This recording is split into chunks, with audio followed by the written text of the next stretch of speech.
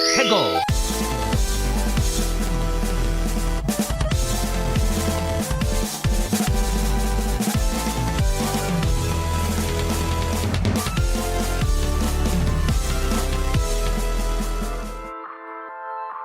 Hello and welcome to another episode of Ferret 64 with me, your host, Yemmy the Ferret.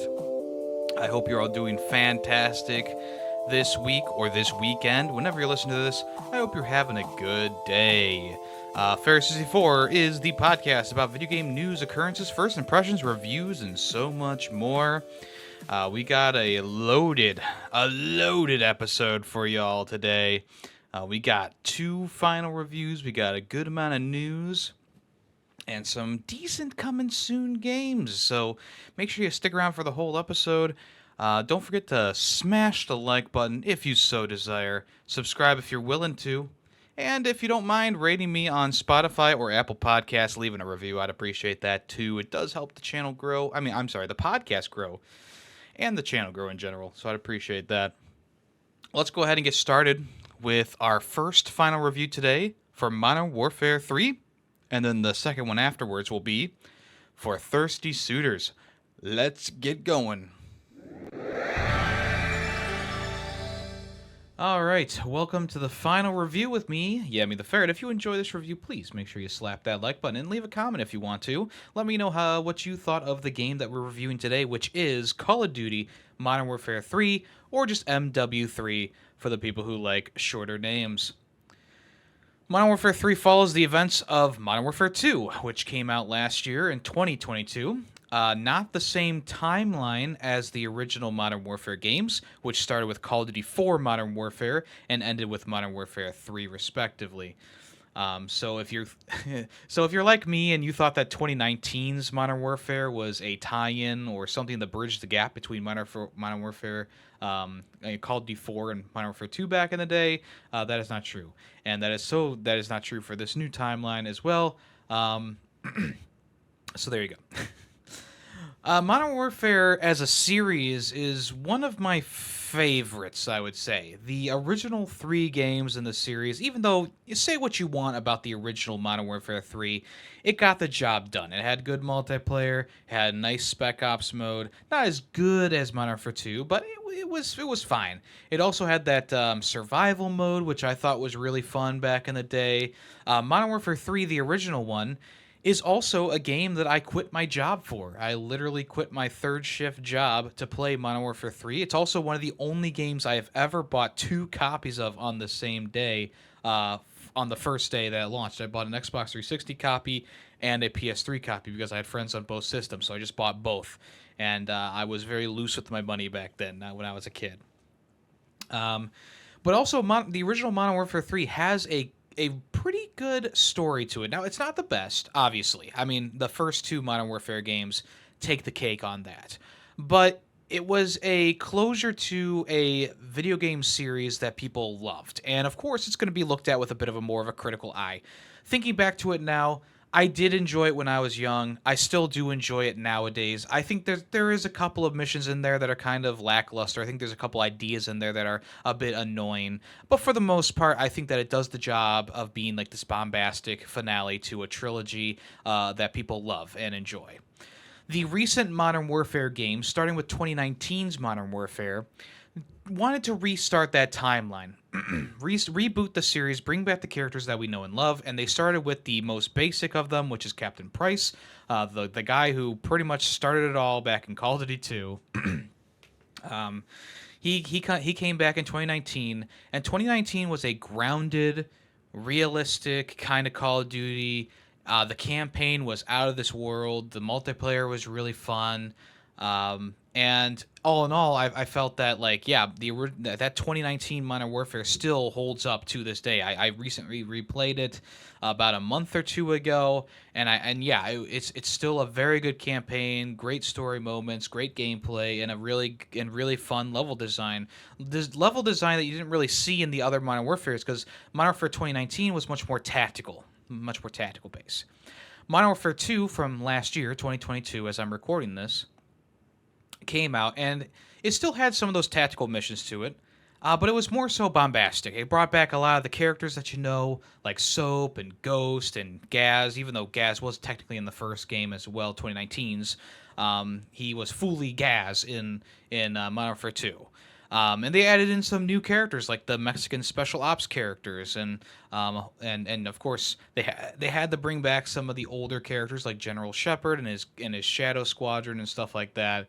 Um, and the whole point of Modern Warfare 2 was, it was just another anti-terrorist kind of thing going on, and it was good for what it was. It was good enough that I put it on my top 10 list last year in 2022.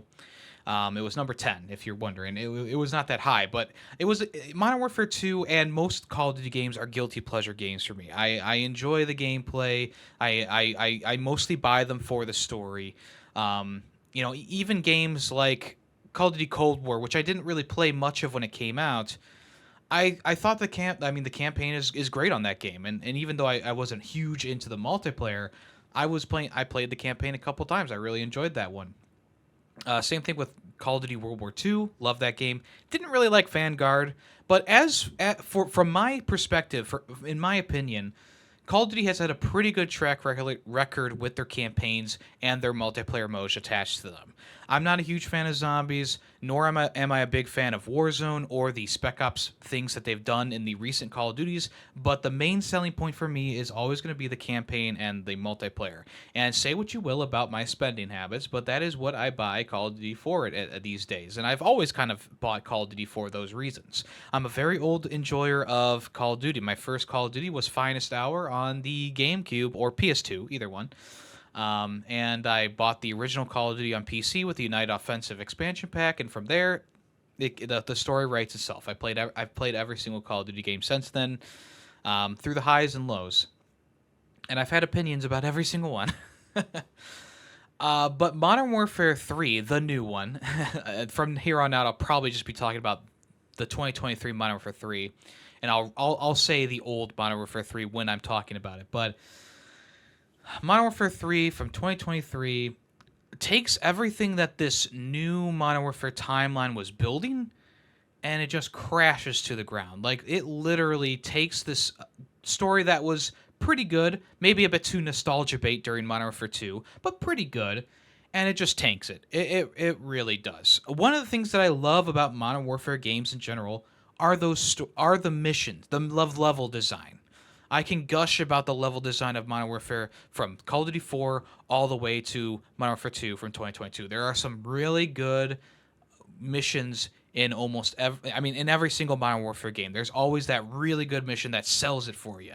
Modern Warfare 2 had a couple that I really liked. There was the one where you're sniping guys from far away, and it's this really big map, and you're going along and you're taking out groups of enemies with Captain Price, and he's telling you the wind and how many notches you need to go up on your sniper rifle. Very reminiscent of the All Gillied Up from Call of Duty 4. 2019's Modern Warfare had a bunch of good levels. I'm not going to name them specifically, but there was a few really good levels in that game that really resonated with me, and the rest of the campaign was also really good as well. Going back to the old Modern Warfare 3, there's plenty of bombastic moments and great levels in that. Obviously Modern Warfare 2 has bangers across the board, and Call of Duty 4 also has bangers across the board. There's a reason why they remastered Call of Duty 4 and Modern Warfare 2. It's because those were the two best-selling Call of Duty games of all time. Remastering those in a no-brainer, and the remasters do a really good job of bringing those old games to the newer consoles. And even though Modern Warfare 2's remaster was just the campaign is worth the $40 admission price. I don't care what anyone else says. I know people love the multiplayer and love the Spec Ops. Me too. But the campaign itself sells that remastered game. And of course you can get it on sale nowadays. But yeah. Modern Warfare 3, the new one. We're back to the new one. It just doesn't have any of that. You know, the two things I expect from a campaign of Modern Warfare being the level design and the narrative kind of working together to form a cohesive campaign experience. None of those things are there. This game has lazy level design, the likes I've really never seen before. At this point, I would rather take Black Ops 4's no multiplayer. I'm sorry, no campaign over whatever this is, honestly. Even though this game did have a few bright spots in it, for the most part, the missions were very lazy. And what do I mean by that? Modern Warfare 3 starts off with a mission that is pretty much the same as the Gulag mission from Modern Warfare 2 originally back in the day, where you're breaking someone out of this heavily guarded prison. That's just that has these giant walls. It's like a castle. It's old, etc. And immediately after that, the next two missions are called weapons free missions. And whenever you see weapons free, you know that you're in for the worst campaign mission ever. Because these missions, regardless of whether you like Warzone or not, are very tone deaf. The meticulous mission design from any other Modern Warfare game is completely thrown out of the window, and it's being put into your hands, the player. Now, I don't mind having a bit of spice of life. I don't mind having a little bit of a decision to make while I'm in a Call of Duty game. It's one of the reasons why Black Ops 2 is one of my favorite campaigns. Hate me later. Giving you a free roam area with a ton of enemies and a single objective is not great. Add on top of that the Warzone elements of adding armor to yourself, being able to drive vehicles, being able to find weapon chests, self-revive kits, every single grenade you can think of, every single tactical you think of, kill streaks, like calling down a Predator strike or mortar strikes. It just doesn't feel like a campaign mission. It just feels like I'm playing multiplayer or Warzone. And that's the main issue I have with about 90% of the missions in this game. There is one weapons-free mission that I really enjoyed, but it didn't feel like a weapons-free mission. It felt more like a regular mission that just allows you to add armor to yourself, which I'll talk about in a little bit. But the first two missions are essentially Farah going around a container depot and planting tracking devices on containers. And in this mission, there's like a vehicle you can drive off of the ship, which maybe could have been a cool set piece moment, but it was not anything. But you just drive it off yourself. It just feels like playing Warzone. It's all janky and stuff like that. The next mission is Captain Price going into this area and you need to take down this group of Russians, and yeah, you literally fly in and deploy your parachute like a Warzone match. It's so weird. It's a very weird. And this is the reason why I say that this campaign is lazy, because there's so many missions like this where it's like, here's a map area, you're this character, move in, do whatever you want to do, but you got to make sure you get to the objective at least. And that kind of mission design is not what I expect or want from the Modern Warfare series in general. Sure, there's been open style missions in other Call of Duty games, even Modern Warfare 2. But the fact remains that in those missions, it's much more scripted. They have a tighter narrative, and they know what they want you to do specifically. In these missions, sometimes you have a silenced weapon, sometimes you don't, sometimes, et cetera, et cetera. It always devolves into you versus 50 enemies, which obviously is a Call of Duty staple. But when I was playing Modern Warfare 2019 or even Modern Warfare 2 from 2022, you don't really feel like that one-man army, especially in 2019, because you have a group of people with you at all times. You have this tactical stuff going on that doesn't make you feel like an overpowered monster killing machine most of the time. Modern Warfare 3, that's all you do. They give you that like, oh, here's an entire platoon of enemies. Here's 60 enemies for you to kill. And you just do it. And then there's like one objective that you go to, or a couple objectives, and you leave. The level's over. It's just a very lackluster level design that leaves me wanting more and makes me really yearn for the days of old when they actually put time and effort into the campaign for Modern Warfare. And those times were only a year ago. A year ago, when Modern Warfare 2 came out. That campaign is solid. Good characters, good level design for the most part.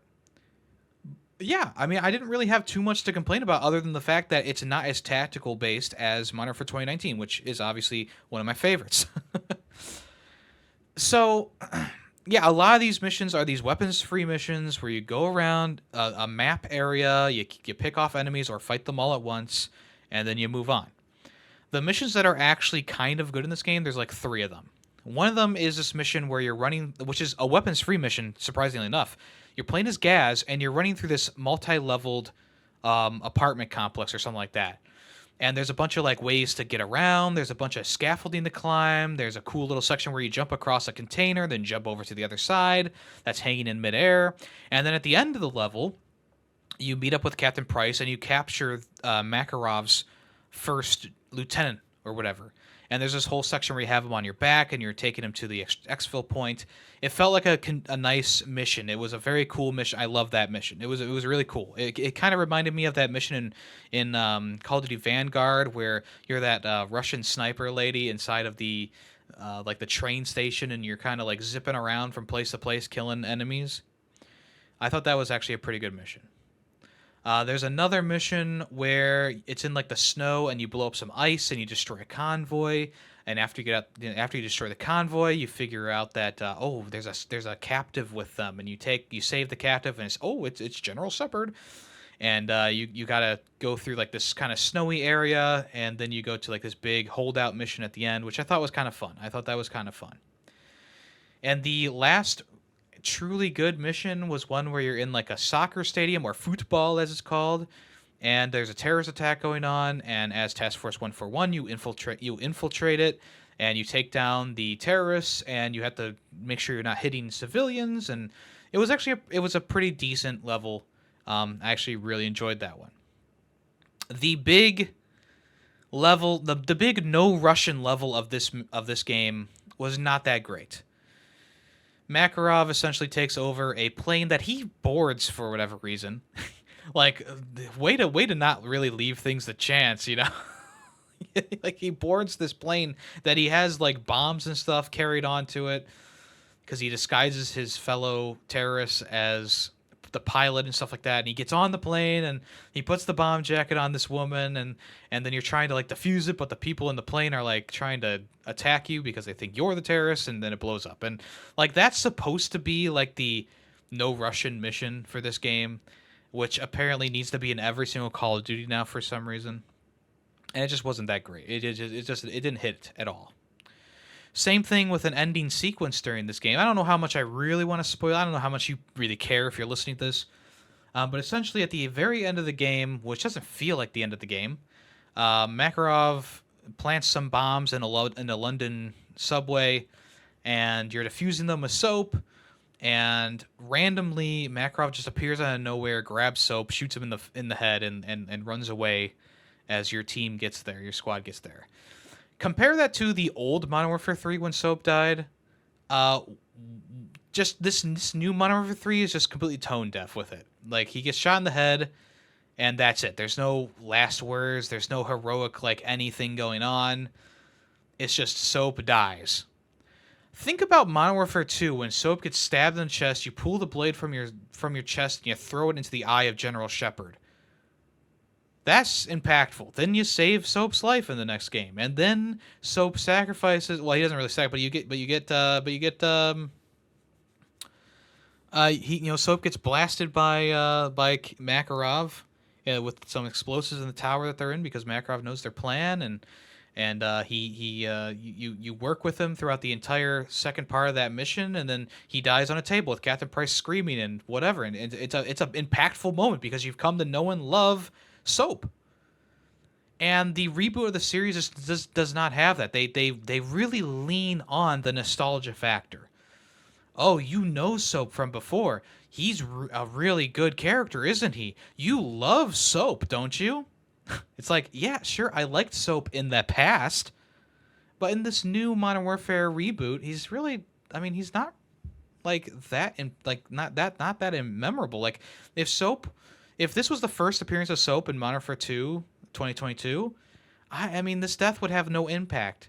And it still doesn't have any impact. I mean, when Soap died in the original Modern Warfare 3, that's when men cried. Okay? That wasn't just a meme. It was true. It's an impactful moment. The music, Captain Price's voice acting, and everything that's going on around you.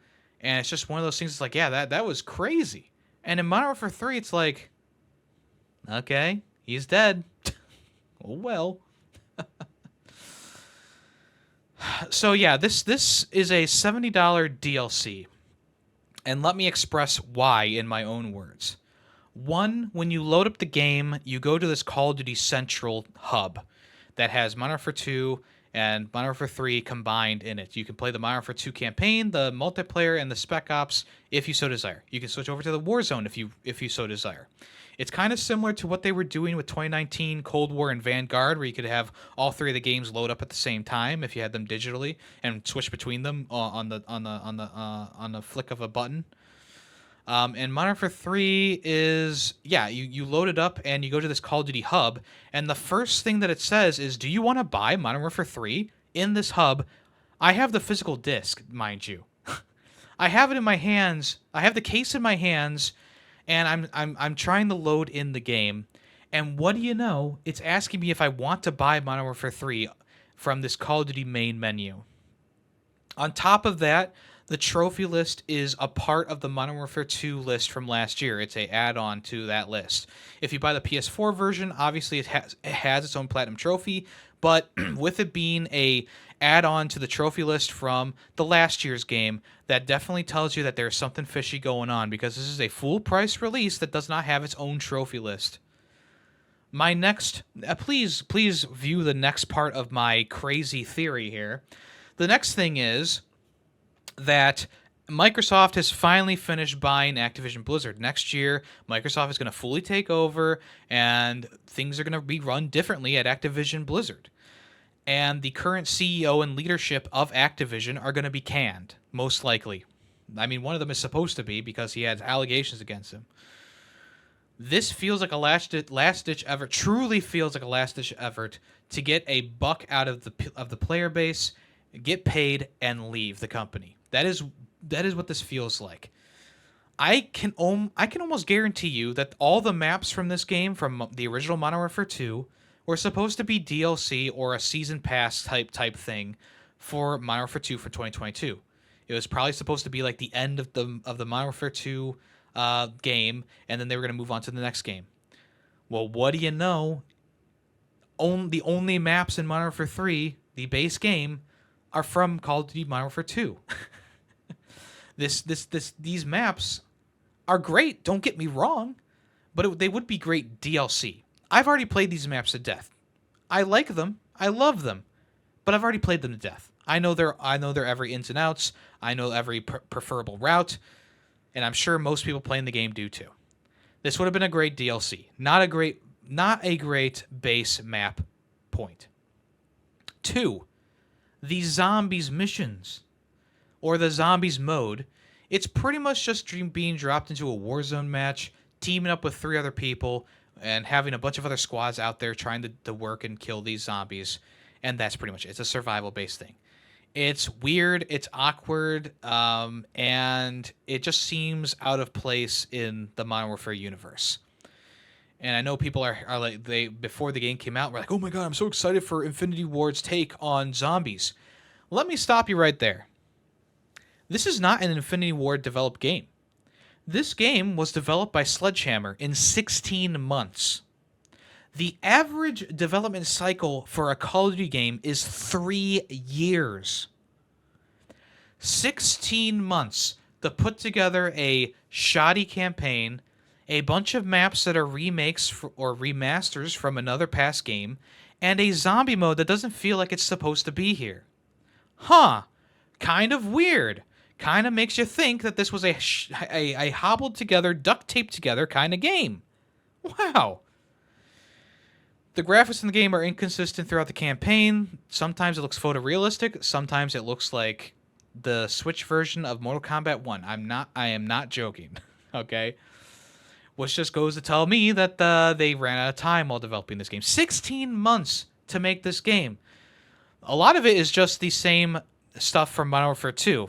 It's got the same engine for multiplayer. It's got the same. I mean, you could just asset flip all the characters and most of the details of the game. I mean, they use a lot of locations from the 2019 Modern Warfare.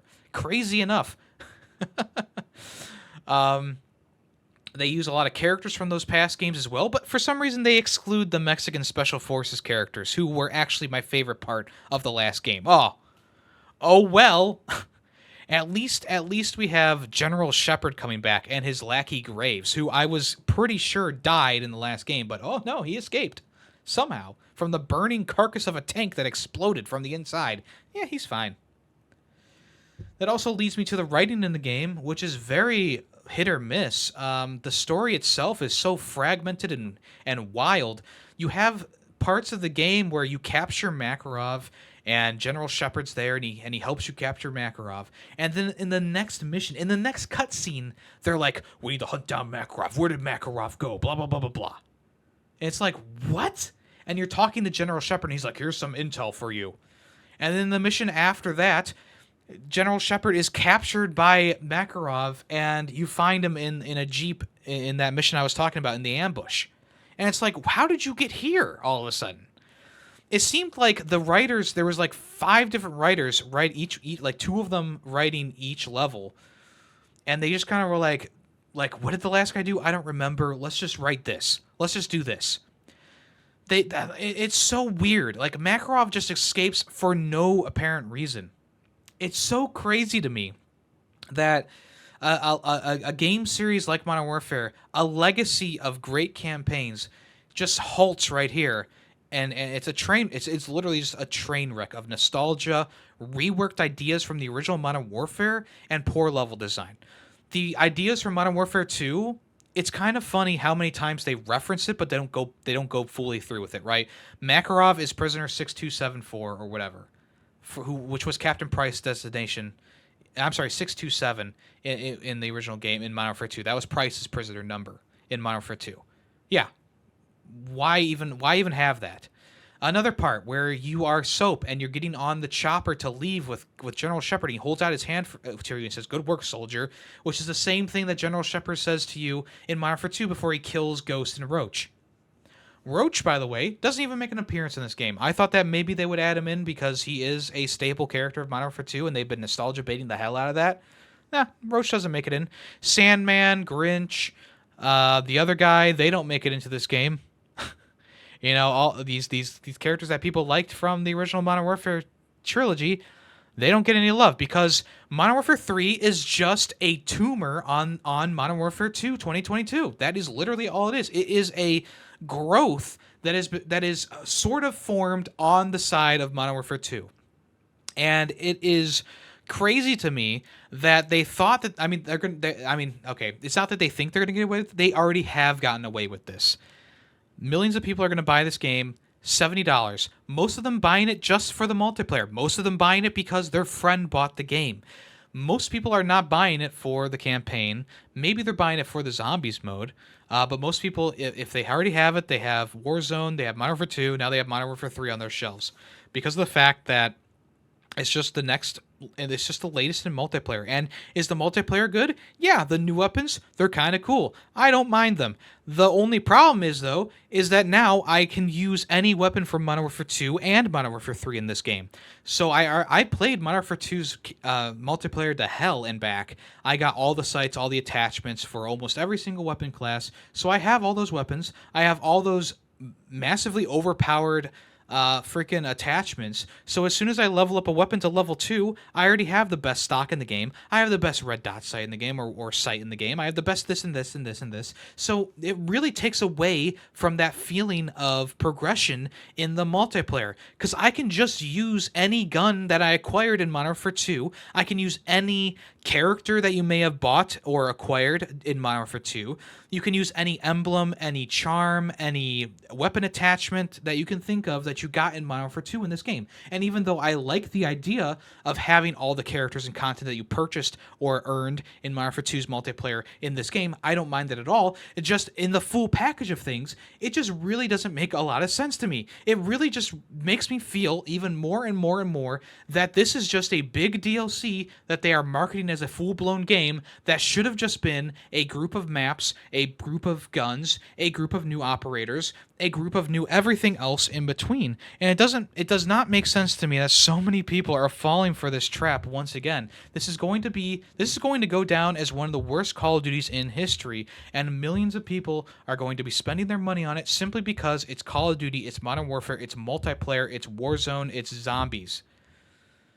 And this game is a piece of crap at its core. It's lazy. That's the key word here. This is a lazy game. It's a shambled together game. I feel so bad for the people at Sledgehammer Games who worked on this, who had to poop this out in 16 freaking months. Most of the cutscenes of this game are just people talking. There's not much going on. Which also tells you that, yeah, we didn't have the budget to actually design cool cutscenes. We had to do a lot of talking. This $70 DLC craps on Modern Warfare's legacy, its characters, the events, and everything else in between that made me fall in love with the series. This game will still sell millions of copies, makes tons of money, give a nice payday to those executives at Activision who are leaving once Microsoft is in there and fires them all or moves them into different positions. And the other really disgraceful thing is when you start up the game, it shows the logo of Sledgehammer, Infinity Ward, Treyarch, High Moon, Toys for Bob, Activision, whatever, the other Activision division that's in Beijing. It shows all their logos because this is the new Call of Duty that we're looking at here. And maybe once Microsoft comes in and says, no, we're not doing that, I really hope so. Because this whole Call of Duty hub thing is really weird, okay? It's also really confusing because when you look at this game on your storefront or on Steam or on anything, it just says Call of Duty. It's all weird. It's all weird. I know I've been rambling for quite some time. My thoughts are probably not completely focused or coherent, but just know that this is not worth your time. It is not worth your money. The campaign is bad. The multiplayer is fine because it's Call of Duty Modern Warfare 2's multiplayer. The zombies mode, not that great in my opinion. Warzone, I've never been a fan myself, so I can't say. But they truly ruined the campaign experience for this game simply because they didn't have enough time to design levels that were actually fun, that actually had stuff going on, actually writing a coherent story that follows a good path, uses the characters in a good way. None of that.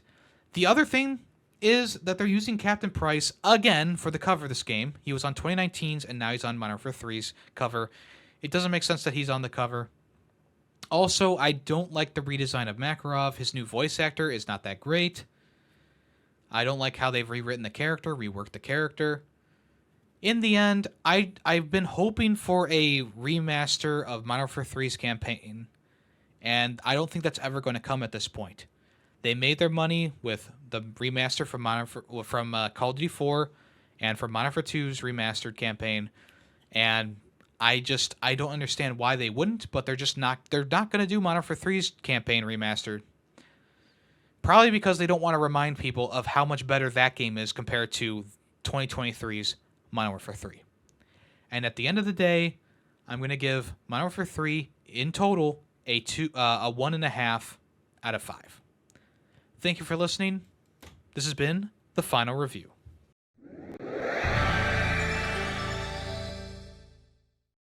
When I first saw Thirsty Suitors come up on the Xbox Game Pass list, I was kind of confused as to what this game was initially. The trailers didn't really show too much about the game other than that it seemed to be like a dating simulator or something like that. And, a lot of these dating sim games kind of turn off most people from trying them out. There was one a few years ago that did end up getting on my top 10 list that year.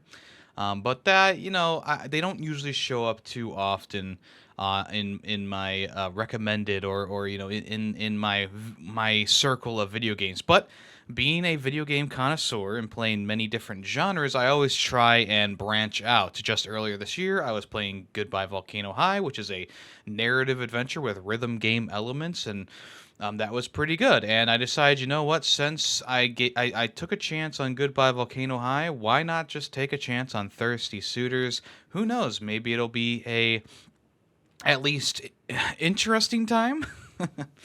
But don't let the odd presentation or the idea of several people thirsting over your character, don't let that put you off to this game, because it's actually quite a good game at its core, and it definitely it definitely shines in places that I was not expecting.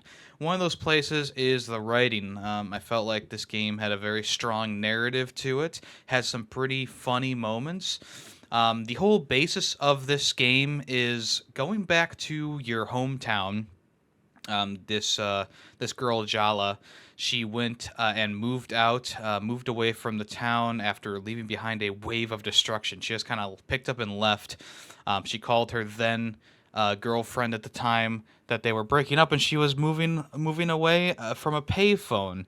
Um, so yeah.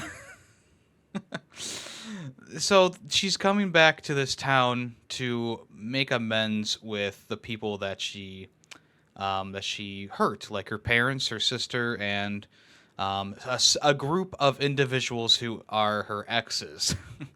So this game is kind of like the opposite of Scott Pilgrim versus the World, where Scott Pilgrim obviously had to fight his girlfriend's exes himself, but in this game you are Ramona Flowers, or Jala in this case, and you have to fight your own exes and make up with your own exes. And the first one you meet is like this dancer dude. He's macho, and he expects Jala to be like a stay-at-home mom or whatever. And it was like love at first sight back in like third grade, and blah blah blah blah blah. And right away, the game presents itself in a very fun and loose way. The fighting in this game, you have these different taunts that you can do in order to put status effects on the character that you're fighting, the person that you're fighting. So if you do a thirsty taunt, you can put the thirsty, the thirsty. I just said the word and it's slipping my mind. The thirsty effect on them. And what that means is that moves that you have, skill moves that you have that do thirsty damage will do extra damage to them. Or there's a shock one, there's a rage one, there's a heartbroken one, there's a impressed one. And all of them have their own moves associated with them that do extra damage when those status effects are put onto them. Of course, you have a willpower meter, which is pretty much just like a stamina meter. Each skill and each taunt takes a certain amount of willpower to do, and you need to do basic attacks or use consumables to get your willpower back. There are some moves in your skills list that summon another character from the game, usually after you defeat a X, or not really defeat them, but make up with an X. They can help you out in a fight by either doing some extra damage, putting status effects on them, random status effects on them. There's one that heals Jala herself and gives her more willpower. There's one that just your mother comes out and hits the suitor with her flip flop or whatever it's called. So it's kind of like a fun, loose kind of game for a while. But it does get a bit more intense down the road. Probably around like chapter 5 or so is when the game started to be more serious, a more serious tone with it. Jala was getting to the more intense parts of her broken relationships. So that's kind of when things started to get a bit more serious, and the dialogue stopped being funny and it started to be more like hard hitting. And even though, I mean, this game obviously covers a lot of ground. It covers everything from family issues to generational gaps, uh, cults, there's this guy dressed up as a mascot who is coercing kids to come to a skate park, and I don't even actually know what he does there, but he's trying to like become a political activist and take over the town essentially, and he's trying to get the kids to be on his side, right? So you're dealing with that. There's like LGBTQ stuff in here, of course. That's one of the main themes of this is the different stories that these X's have. Each one of them kind of represents a different side of the LGBTQ coin. Obviously, the first suitor that I was talking about, the first X, he's a straight man. So that kind of starts the game off at that base level, and then it builds from there. The next suitor is this girl who came out to her mother, and she was shunned from her family, and she doesn't talk to them anymore. So, obviously that's a pretty hard-hitting storyline, pretty hard-hitting story beat. The next one is this guy who like talks to his cat or something like that. But he's very shy. It's stuff like that. Continuing on, there's a guy who's from South Africa. He comes to America and he discovers that he's bisexual or pansexual, I think is what he said. I apologize. He said he's pansexual.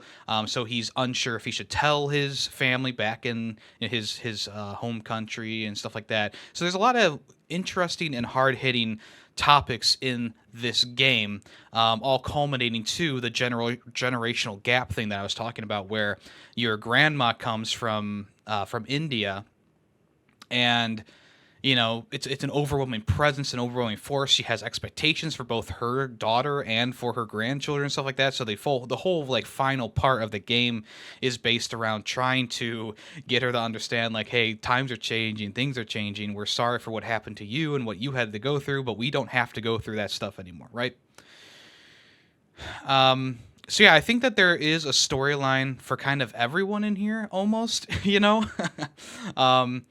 herself is she's the bisexual one. She's dated both men, women. She's had a long-term relationship that's been on and off with one of her friends named Tyler, who transitioned in out of high school. So yeah, there's like a story for everyone in this game, which is really nice. Unlike something like I don't remember what the game was called that I played back in the day and put it on my top 10 list. Maybe it was top 15 that year. But that one was more so like a straightforward, like, you're a woman and you are trying to date these random strangers and it's a roguelite. It's like, okay.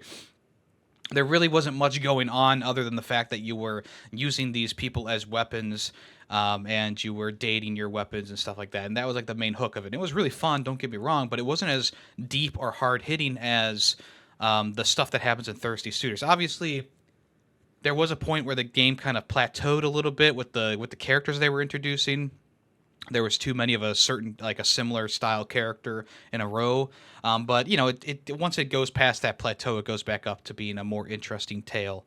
The one place where I think this game could improve a little bit is the skateboarding. Essentially, in these two open areas you can skateboard around, do tricks and manuals and stuff like that. There's also challenges for you to do on your skateboard given to you by the mascot guy I was talking about before.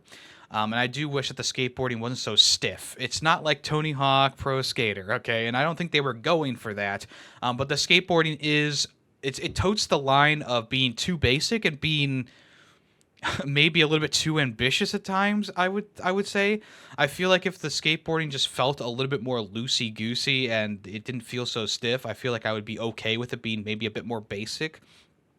But they tried to add in like these special moves and stuff like that, which aren't too difficult to pull off because all you have to do is press RT or R2 on a PS4 controller. And boom, bada bing, you're doing your special move. But that's the thing, like, it's maybe a little bit too basic, but it's also like, why even add this in here if it really doesn't matter in the long run, right? Why make such an easy way to get your special ability or something like that?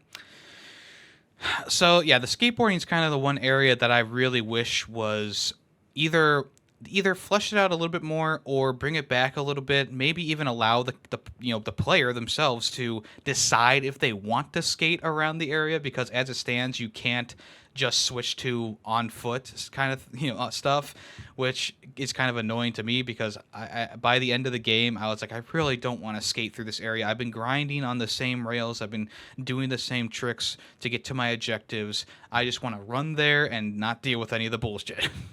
But by the time that the game was over, I was just kind of over the idea of skating everywhere, because it wasn't that satisfying to skate. For how integrated it is into the main game, in the open world areas or open areas, they're pretty small, all things considered. But you would think that they would either put a little bit more time into it or maybe allow you to not skate if you don't want to. I feel like that would have been the better solution there, because at its core, it's fine. The challenges are kind of fun to do, giving you different objectives like getting all the collectibles in one combo or getting the highest combo you can, and there's a few other things as well in there. So yeah. So you can actually get random encounters in this game, but they're always in the same places. So like there's a little gift that shows up or the head of the mascot, to fight a potential suitor sent in by your grandma in one area, or in the other area you are fighting skate punks. You can just grind for XP if you need to. I never felt the need to grind even all the way up to the end of the game. Like, I was just doing the major battles and then maybe a few small ones here or there just when I was feeling like it. So you don't have to do the grinding to raise levels. I mean, the combat encounters for the main story aren't that difficult, all things considered, compared to other turn-based games. This one definitely does not have the challenge that a lot of other ones have. Yeah, that's the end of the sentence. I don't know why I'm trying to continue that one.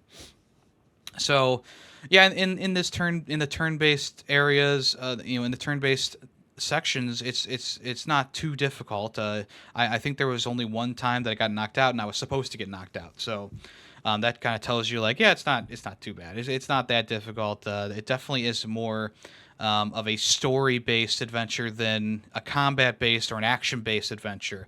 And that's kind of what this game has going for it over something like Goodbye Volcano High, where that was a very, it was a very narrative straight kind of game with a couple of sections in there that were, a little bit rhythm-based. Whereas Thirsty Suitors, I mean, the gameplay, the combat is integral. It's integral to the gameplay experience.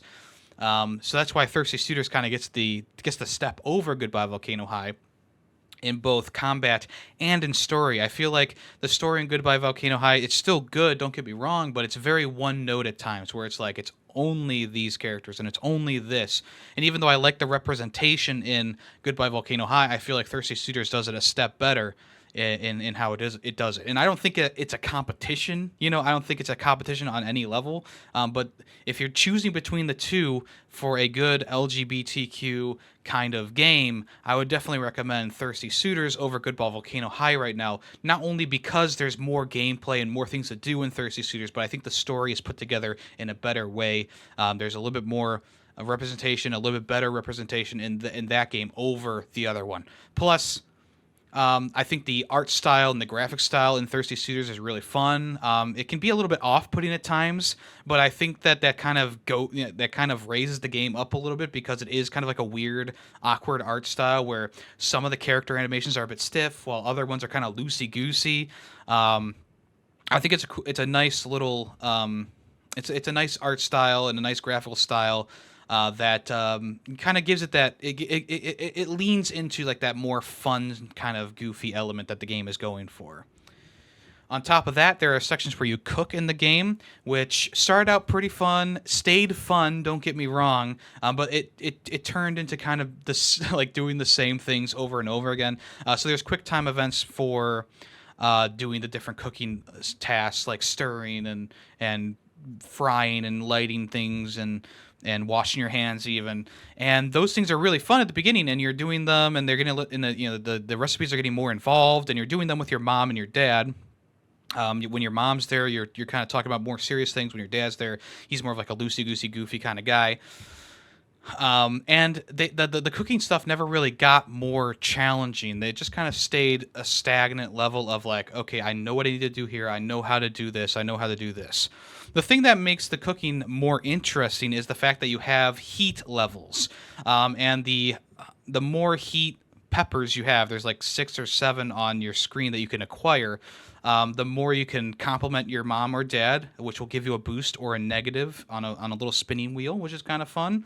You can also do super mixes and super whatever. Whatever you're doing, you can do a super version of it, which gives you more approval by your parents. And the more approval you have, the more likely your dish is going to be good and they're going to enjoy it. And it also will net you either more of that item in your inventory, or there'll be a little bit stronger versions of what you already did if you get 3 stars. It's out of 3 stars. So if you royally fuck up and you don't get any stars, or 1 star, I guess you could say, then that item's not going to be as strong. You're not going to get the you have to redo it because they're not going to like it. You also get like this fun animation sometimes when they eat something that's like incredibly memorable to the parents. Like your dad imagines him and your mom meeting for the first time. It's a nice little animation. But usually they just kind of do like this quick animation where like the dad's like all silly and goofy and wiggly, and the mom's like remembering her time in India. So yeah, there's some fun stuff in there with the cooking. But like I said, it does stagnate after a while because it really is like the same 3 or 4. No, I guess I would say the same like 5 or 6 steps, just in different orders or multiple times. And I was hoping for more variety in that kind of thing. I was hoping for them to incorporate more cooking techniques into the game so it wasn't just cut and wash and light fire and stir and mix and fry, and that was kind of it. So it's still fun, don't get me wrong, but it's one of those things that by the time I got to the last one, I was kind of burnt out on it. So there you go. So all in all, I enjoyed the game. I would definitely recommend the game. I think that it's a fun turn-based kind of combat style kind of game. I think the story's pretty good in it. I think the skating is the only thing that really was a downer for me, like a real down. Along with some of the aspects of the game that kind of plateaued a little bit. The story did plateau for a second. The cooking did definitely plateaued because it wasn't as involved as I was hoping it would be. And obviously, I'm not expecting like Cooking Mama level types of cooking recipes, but I still would like. I still would like to have a little bit more variety in there, so I'm not just doing the same thing multiple times for these recipes. But yeah, I liked the character interactions. I liked the message that's in this game. I like the story overall. So in the end, I'm gonna give it a 4 out of 5. It's a recommend from me. Obviously, it's not going to be for everyone. I understand that not everyone wants to play a turn-based strategy game. Not everyone wants to have a story with so much representation, I guess, which is kind of weird to say out loud, but that's just the facts. But yeah, yeah. I know there's going to be people who maybe try this game out on Xbox Game Pass because they have it, and they're like fans of traditional shooters, or they're fans of other genres, and they're going to be like, oh, this is cringe or whatever. And I try and not be closed-minded when I go into games like this or any game in general. So if you can't see the world from another person's perspective, like this game tries to do or does pretty well, then it's definitely not going to be the type of game for you. If you don't want to see the world through the eyes of someone who is a different gender, a different nationality, a different origin, a different sexuality, then yeah, turn away from this game, because you're just gonna not like it. Maybe based on several reasons. I don't know. I'm not going to go into specifics right now because this is just a review. But once again, I enjoyed it, and I think that most people who pick it up will at least enjoy the fun art style. The combat's pretty fun and unique in terms of like taunting people and then using skills to really harp on those taunts. And the overall story is pretty good. So there you go. That is the final review for Thirsty Suitors. Thanks for listening.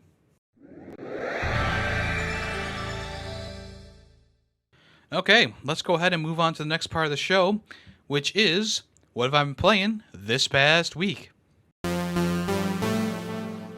All right, the next game that I want to talk about is The Man Who Erased His Name, which is a Yakuza game, but they're not calling it Yakuza anymore. They're calling it Like a Dragon. This one's Like a Dragon Gaiden, the man who erased his name. This one picks up after the events of, I think, 7 or 8. I'm not sure what the last Yakuza game was. I have not played any Yakuza games since Yakuza 0, which some people might scoff at. Some people might be like, oh, you got to play the rest of the games to know the story. I suppose. They give a little recap at the start of it. I mostly just picked up the game because I was interested in seeing how the series has evolved since 0. And obviously, it has evolved a lot since then. I think that for the most, I mean, for the first things first, the graphics are pretty well done in this one. It has a nice graphical style to it. Sometimes, I mean, it's very, I mean, sometimes you're watching a cutscene and you're like, is that an actual like car driving? Like, is that, which is impressive. You know, they definitely put a lot of work into building the world and creating this dense city that you're exploring. The story starts off with the main character Kiru, who in the last game, at the end of the last game, he like beats up somebody and he needs to go into like hiding or something like that. He's being paid to go into hiding and not reveal the secrets to the government or whatever, I guess. Something that happened like that. So he has to go into hiding, change his name, and his new profession is now being like a guard for these political people's families or something like that. Which is, I mean, that's what I understood from the intro. I might be wrong about that. Like, I'm not like super far into the game, and obviously Like a Dragon games are massive. So I was hoping to try this game out, and if I was enjoying it enough, I was going to keep playing it. It's a pretty big game. I'm playing on a computer right now. It's a pretty big game. It's like 180 something gigabytes, which is pretty crazy. But I mean, yeah, I mean the combat feels a lot like Yakuza 0, except it's more stylish. I would say it's graphically it just looks better. I think it plays a little bit better in my opinion so far. I mean, I haven't like done super like a ton of stuff, but I've done enough to kind of get the vibe of what's going on. And yeah, I thought that it was. I mean, I think right now it's a pretty good game. I don't have a lot to say about it because one, I'm not well versed in Yakuza games, so like I'm not like the number one source of information for these types of experiences. But two, also like I'm just scratching the surface right now. I think I'm about an hour or two in, which is like nothing in the long term, obviously. So yeah, I'm interested to see what more there is to do in this game. I am more interested in the game that's taking place in Hawaii. So I don't know if I'm going to get super far in this one. But yeah, we'll see. We'll see what happens. As of right now, yeah, it's just in general good. What more can you ask? And then me and Greedy Waffles have been playing this game called Emergency in all capitals. It's a free-to-play game on Steam. I don't know if it came out this year. I think it might have come out on August or something like that. But this is, yeah, it's a free-to-play game with a lot of microtransactions inside of it. But the gameplay is pretty fun. It kind of reminds me of an RTS kind of game. But instead of using like weapons of war and moving infantry and stuff like that, you're moving emergency personnel, vehicles that are based on fire, rescue, ambulance, medical treatment, police work, and stuff like that. So you get a little section of a map, and you and your friend can coordinate your rescue attempts, your rescue vehicles. So if there's like a burning building with people trapped and stuff like that, you can get fire trucks in there and fire and rescue and ambulances and doctors to help out in the area. If there's like a tree fallen, you can get a crane and an engineer and medical staff in there. If there's a gang war, you can get police and SWAT in there. If there is a combination of all those things, it is very strategy based, where it's like, okay, I got to call in the fire trucks first to get the blaze down, then I got to call in the engineers to fix the power or open a door, then I got to call in the medical staff to get all the people who are injured out of there. There's also people who just like are onlookers and they can block out spaces on the map, and you can call in the police to disperse them. So all in all, I think it's a fun game.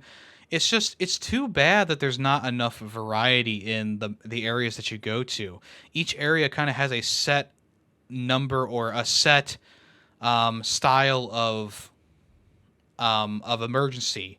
And I feel like there's not enough variety right now. Even with the ones that are like 17, there's going to be 17 emergencies. I feel like you just see the same thing over and over again with just a different building, different layout, but it's the same thing that you saw last time you did the level. And also on top of that, you have to, I mean, you have to pay real money to get some of these upgrades for your vehicles. And leveling up your character is super slow. I mean, Greedy Waffles and I have done at least like 20, 30 or so missions, and we're still only like level 7 or level 8. And I just don't see that being a viable long-term like thing for me because like in games like Call of Duty or in other RTS games like Command and Conquer where you're upgrading your base and you're getting new stuff constantly in each time you play the game, or like I mentioned with Call of Duty, like leveling up is so quick, and getting new weapons is a pretty quick endeavor if you are really good at the game or if you're at least competent at the game. This one, I feel like we do like there's this thing called the chaos level, and it can get up to like 90%, and then if it goes to 100, it fails you. And if it gets into the red, it starts doing like things start affecting the world more. We seem to keep that down below like 15% almost consistently throughout our playthrough, maybe 20%. And you barely get any XP, and it's unfortunate because I think that this game is pretty good. I know there's other games I think in the series. I think there's 10 games in the series or something crazy like that. But this emergency in all capitals, it has the makings of a game that I would want to play over and over and over again or keep playing continuously, but it also has tons of reasons why I'm probably not going to play the game forever. Like like there is a reason why I've become bored of it already, and it's because we see a lot of the same things over and over again, and you already know what to do. You get the crane, you get the engineer, then you get the fire trucks, and then you get the police, and then you get the medical, and then you get the doctor. And it's like, okay, where's the, can we get some variety in here? And it really does not happen. So yeah, all in all, it's like a thumbs up, but it's also like, I wish it was better than what it is. And what it is still good, but it's not good enough to keep me playing it in the long term. All right, some games we streamed. The Incredible Hulk, Ultimate Destruction. I did a massive rant at the end of this game. I mean, we didn't even finish the game. I got stuck at a part where like there was like 15 missile launchers firing at you, and I was stun locked like 3 times in a row and died. And I was just kind of over it. The game controls very poorly. The open world is not that great. Hulk controls like a child on who has had too much sugar. Um, the upgrade system is slow and tedious. The level design is very one note. The boss fights are super glitchy. It was not a great game, and I ended up not finishing it. Which I try to finish every game that I can on stream, especially during this month, which is Bunger month, where people choose the games that they want me to play. And even though I've gotten through some bad games in my time streaming, this was one that I could not get through. I could not stomach it anymore. I don't know if I'm going to put any of the rant in here, but if I do, it would be right here. And if it's not, well, too bad. You can head over to Twitch and go to my VODs if you want to check out the rant. If I don't play it. If I do, then there you go. We also played and finished Green Lantern: Rise of the Manhunters. I was under the impression that this was going to be a hidden gem, and I trust I watched someone on YouTube who does a lot of these like videos that have like a bunch of them in a bunch of games in them that is in a like under the monkier of like hidden gem or like banned games or something like that. It's not Cat Icarus, it's Austin Eruption or something like that. And I like his videos. I think he does a good job with explaining the games and stuff like that. But Green Lantern: Rise of the Manhunters was a game that he said was comparable to God of War, and it is. But he also claimed that it was like a hidden gem kind of game, a game that more people should play because it's actually quite good. And I am here to tell you that that is not true in my opinion. I thought the game was awful, like actually awful. Like at least it was playable, and at least I could get through the whole thing. I mean, it was only got a 4-hour playthrough, so it wasn't even that bad, all things considered, for like length wise. But the game is just really bad. It's built around the idea of having two people playing the game at the same time. So you got tons of enemy spam, tons of enemies just constantly throwing attacks at you. It has a broken combat system where you can grab and throw almost every single enemy, and you can throw them like off the cliff or off of a ledge, and it will automatically destroy them. But there's some enemies who are these big enemies who take a lot of hits, and you can use your constructs to try and take them out, which are heavy attacks. There's one that's like a bomb that I spammed a lot towards the end of the game. There's one that's like obviously like your basic ring blast. And stuff like that. So, and the way that it's a God of War type game is obviously it's a hack and slash. But at the end of a lot of combos, a bigger enemy, will be able to be executed with a button combo or quick time events, which is very God of War-esque. Also, there's things that you can destroy in the environment that give you XP and health and special ability points. So that's where kind of like the God of War gameplay comes from. It's not a loop around. I mean, I guess it is kind of a loop around story because you start on Oa, which is the Green Lantern's home planet, and then you end the game on Oa. So it is a loop around kind of game too. So there you go. But yeah, it was not good at all. It was not good. Ryan Reynolds actually voices his character in here, but it's a very flat line delivery. I mean, the game was so bad that it was kind of funny in our first stream of it, but by the second stream I was kind of over it, and I didn't really feel like I felt like the game was wasting my time at that point. And when we finally finished it up, I was glad that I at least finished it, and I could put it on my shelf for the rest of its life. Directly after that, we played Donald Duck Going Quackers on the PS2. Now, I know there's a few different versions of this game. There's a PS1 version that's a little bit different. There's an N64 version that's a little bit different. But the PS2 version is a Crash Bandicoot type game where you go through a 3D level, but you're on a strict path, kind of, you know what I'm saying? Much like Crash Bandicoot. There's 2D sections here and there. There's a runaway section here and there, and there's boss fights at the end of each world. And yeah, for a Crash Bandicoot ripoff, it's competent. It's better than Scooby-Doo and the Cyber Chase, that's for sure. I would say it's a lot better than that. In the end, I thought that the game was fine. It's kind of hard to tell when you need to get a health item or a healing item, because Donald Duck doesn't really do anything different when he's hit once. You have 2 hits, and you need to collect like a sundae or a chocolate shake or whatever to get him back to being able to get another hit, which is it's a weird system. Another weird system is picking up the collectibles in the game, which are these little gears. Like, why are they gears, 1? And 2, like, they're not Wumpa fruit. They don't give you extra lives when you get 100 of them. You just fill up this little meter that says special on it, and when you fully get that meter all the way, you unlock a new move. But the moves are for getting bonus gears, like bonus points for collecting the gears. So it's like this weird system that really didn't need to be in the game. I mean, it makes it a little bit unique, sure, but for the most part, it's just kind of weird and doesn't make any sense. Once we got it was like a 2-hour playthrough as well, so that's a little bit lackluster in my opinion. There is a bonus world that you can go to, but I didn't want to go do that. The game was definitely like a lower C tier type game. It was average to below average in my opinion. Was it fun? I mean, it was kind of fun here and there.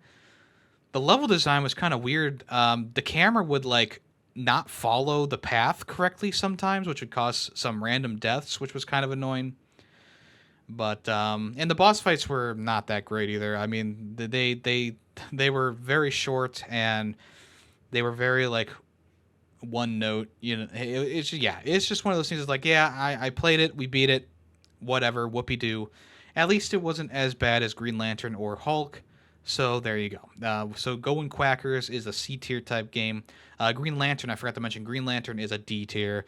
because at least it's playable. Actually, no, I think I decided to put it in F tier because it was a slog to get through. I was annoyed the whole way through. So yeah, the Green Lantern Rise of the Manhunters was an F tier game. I was gonna put it in D tier, and then I was like, I would rather play most of these games that are in my D tier again over Green Lantern.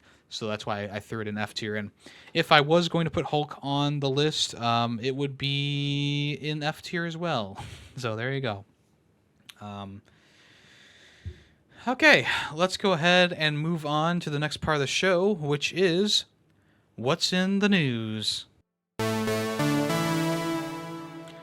All right, Rockstar announced that they are going to be showing the first trailer for Grand Theft Auto 6, or whatever they're going to call the next game, next month in December, right around the time of the Game Awards. So I can only guess that the trailer is going to show up at the Game Awards this year, which is pretty exciting for Jeff Keighley. In a tweet, Rockstar said, in 1998, Rockstar Games was founded on the idea that video games could come to be as essential to culture as any other form of entertainment. And we hope that we have created games you love in our efforts to be part of that evolution. We are excited to let you know that in early December, we will release the first trailer for the next Grand Theft Auto. We look forward to many more years of sharing these experiences with all of you. Thank you, Sam Hauser. So early December kind of puts it around the Game Awards, which is slated for the 8th of December this year.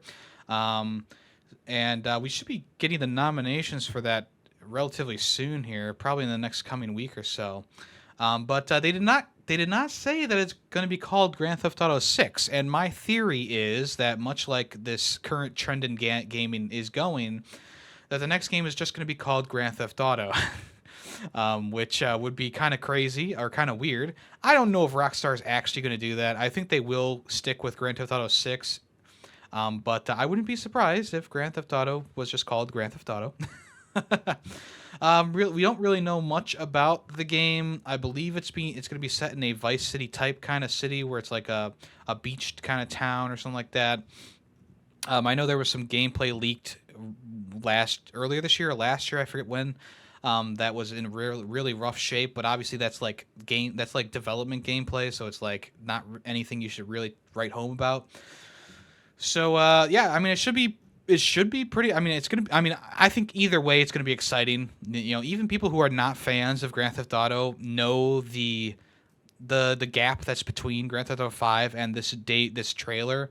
I mean, just looking back, Grand Theft Auto 5 released on the PS3 and Xbox 360, had a PS4 and Xbox One version, and then had a PS5 like quote unquote remaster along with an Xbox Series S or X version as well. So the game has gone through 3 generations, even though it was at the tail end of the PS3 and Xbox 360 generation. It still spanned that generation. It can be played on that generation. It's spanned all the way to the current generation. So we will see what this trailer has to show. We'll see who the protagonist is. We'll obviously see like what the city's like, I would think. It may be as simple as like a small teaser trailer too. So don't get too hyped about this. I mean, yeah, sure, get excited because Grand Theft Auto is a huge series. Most of the games have been high quality. Probably my favorite Grand Theft Auto is the 4th game. Yeah, I mean, I'm just excited as anyone else to see what they have cooking, especially because like Rockstar has been pushing out some pretty high-profile games. Their last big release, which I believe was Red Dead Redemption 2, was very high quality, very good game. One that I never really got around to finishing, but I want to finish it eventually. But yeah, they have a good track record, so I'm not too nervous about what they're going to do with the series. Obviously, they've been leaning on Grand Theft Auto Online for quite some time, so I'm guessing there's going to be some new Grand Theft Auto Online for this new game. But Rockstar knows that people in their community, even though people love Grand Theft Auto Online, want that good story along with it. So I don't think there will be any reason to believe that this will be just like an online only game. I'm really hoping that they do not go that direction. Rockstar is smarter than that, though. So we'll see what happens. I'm very excited to see this trailer. we'll see what they give us a look at. And like I said, it could just be a teaser that shows just the name of the game and maybe a split second of gameplay or cutscene or whatever. But in the end, something's better than nothing, I suppose. Speaking of something's better than nothing, N7 Day came around, and Mass Effect had a good amount of new like items that are going to be available in like their store. There was a couple statues, one for Tali, Rex, and Garrus, I believe, if I remember correctly. There's also a couple new shirts and a couple new this and that. And I was starting to wonder if they were ever actually going to put out a teaser this year, or if they were just going to show some more cinematic. I'm not cinematic. I'm sorry. Some concept art. The new trailer is relatively short. They also, I mean, this is the first actual teaser trailer that they've shown off for the game in general, which is pretty exciting, I suppose. But they also had a new poster available for you to buy as well, which has this new character on it who kind of looks like a mix between the Pathfinder and the Spectre kind of outfit. And it's got like this. It's heavily got this like cyberpunk aesthetic to it, I would say.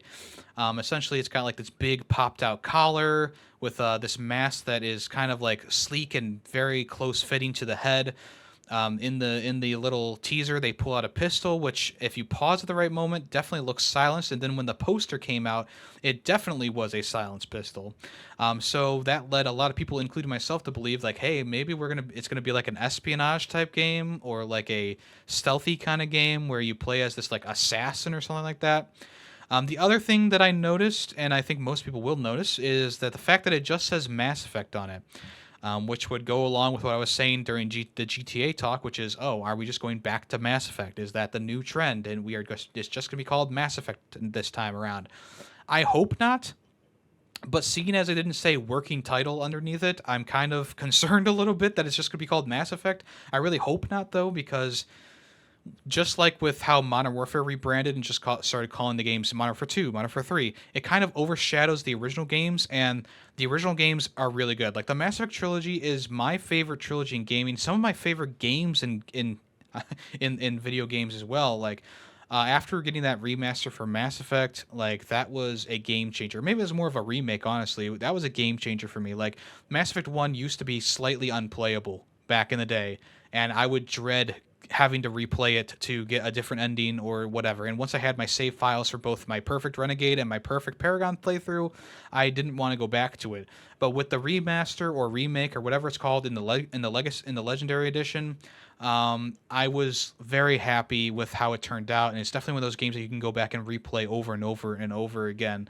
And then, you know, I love Mass Effect 2's story, the whole suicide mission angle. Obviously, these games have this, you know, heavily, you know, Paragon and Renegade system where you do good things, you get good karma, you do bad things, you have the bad karma stuff happening, and those things affect the next game. And then Mass Effect 3, which I know is a little bit controversial. I feel like 95% of that game is amazing, really good, really solid, and it just kind of peters off towards the end because, I mean, how do you really end a trilogy as epic as the Mass Effect trilogy? I would say that they did the best with what they could, especially after the free DLC they put out back in the day for the new ending. Anyway, getting back to the trailer here. Yeah, it just shows our character walking through like a dark hallway, and they pull out a pistol. And I'm wondering, like, once again, I'm wondering if it's going to be like some sort of espionage, maybe undercover type thing. Obviously, the N7 division is like the special forces for the humans. I don't know if this character is going to be a Spectre. Maybe they are a Spectre, and they're going to be doing dirty work for the council or something like that. Who knows? But I'm sure that the Renegade and Paragon system are going to be back in full force, seen as the poster has both blue and red assets on it, which just tells you that yep, it's probably definitely going to be back. I mean, it's a staple of the Mass Effect series at this point. Hopefully they don't go the way of Andromeda by having too many systems in there. I kind of like the more basic, like, good and bad system. So yeah, I guess we'll see. And then other than that, in this like little teaser that they showed off, in the blog post before it came out, there was like this weird like transmission incoming type thing. and it said Andromeda in there. Like there was a message coming from Andromeda. Now Andromeda, Mass Effect Andromeda is set like 200 something years after the events of the Mass Effect trilogy, because that's how long they took to get to Andromeda and start doing things in Andromeda. um, so it's possible that this game, this new Mass Effect game, takes place also like 200 years after the original trilogy, which would make sense, seeing as the end of that trilogy is, I mean, it can end in several different ways. I'm guessing they're going to go with the Renegade ending like, that's just my best guess.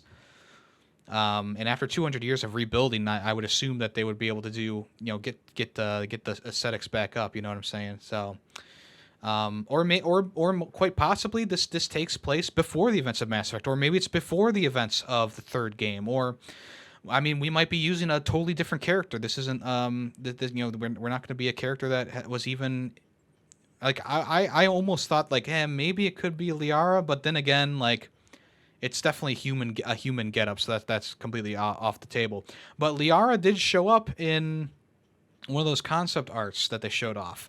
So, like I said, it's quite possible that 200 years later, this character is either the son or daughter of Commander Shepard. Now, you had so many romance options in Mass Effect 2 and 3 and even 1.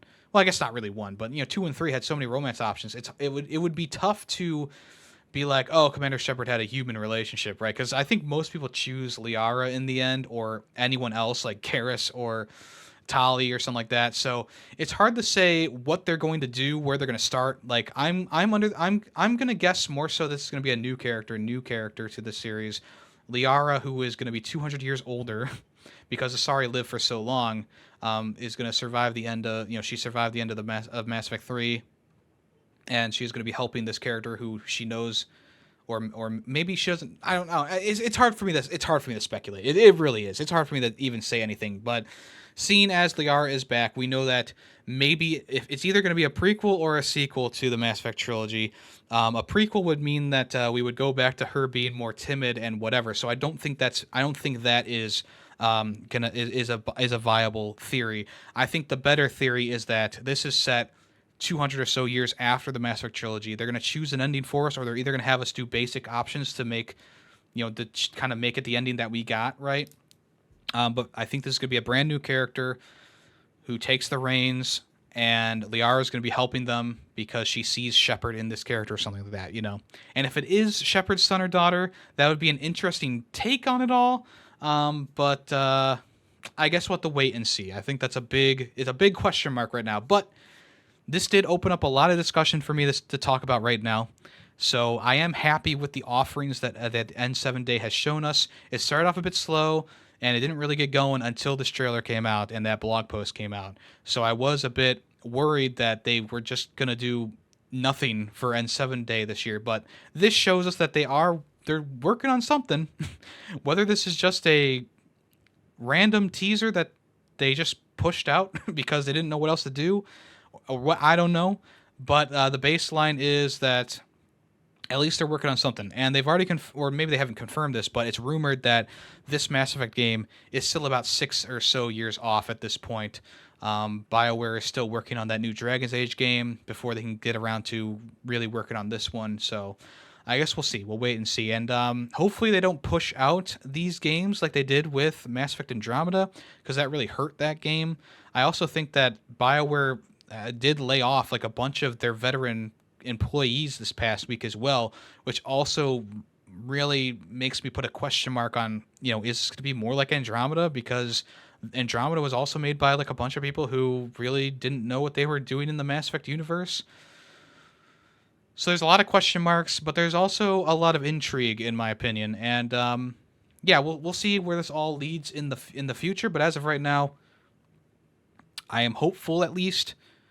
And we'll have to wait and see. Okay, Valve has introduced a new Steam Deck model coming out. It's called the OLED model. They say that the Switch OLED is the inspiration for this version of the iteration of the handheld console. In a Twitter post, they revealed that the game is going to have an HDR OLED display, which is nice.